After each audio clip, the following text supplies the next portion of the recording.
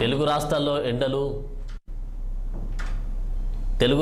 ఎండలు తీవ్ర రూపం దాల్చాయి. ఉదయం 9 గంటలకే సూర్యుడు తన ప్రతాపంతో జనంపై విరుచుకుపడుతున్నారు. వచ్చే వారం నుంచి రాయలసీమలో తీవ్రమైన వడగాలు వీస్తాయని ఐఎండీ అమరావతి అంచనా వేసింది. ఇప్పటికే నంద్యాల, కర్నూలు, అనంతపురం, కడప జిల్లాలో ఉష్ణోగ్రతలు 40 డిగ్రీలు దాటాయి. రాబోయే రోజుల్లో ఇవి నెమ్మదిగా పెరుగుతాయని భావిస్తున్నారు. ఈ ఆదివారం నుంచి వడగాల్పులు వీచే అవకాశం ఉందని వాతావరణ శాఖ వెల్లడించింది. గతంతో పోలిస్తే ఈ వడగాళ్ల తీవ్రత ఎక్కువగా ఉంటుందని అమరావతి ఐఎండీ సీనియర్ శాస్త్రవేత్త డాక్టర్ ఎస్ కరుణాసాగర్ తెలిపారు.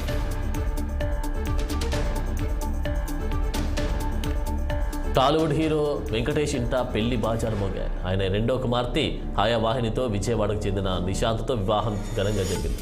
కుటుంబ సభ్యులు, సన్నిహితుల సమక్షంలో రామానాయుడు స్టూడియోలో పెళ్లి జరిపించారు.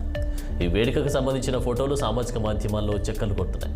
గత ఏడాది అక్టోబర్లో నిశాంత్ హాయవాహినిల నిశ్చితార్థం జరిగింది. ఆ వేడుకకు చిరంజీవి, మహేష్ బాబు, రానా, నాగ చైతన్య హాజరై కాబోయే వధూవరులను ఆశీర్వదించారు.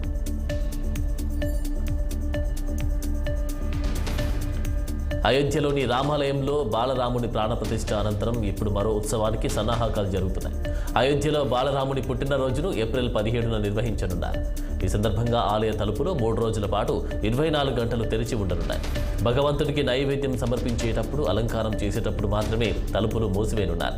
శ్రీరాముని జన్మదినోత్సవ వేడుకలకు అయోధ్యకు వచ్చే రామభక్తులకు మెరుగైన సౌకర్యాలు కల్పించేందుకు జిల్లా యంత్రాంగం ఏర్పాట్లు చేస్తోంది.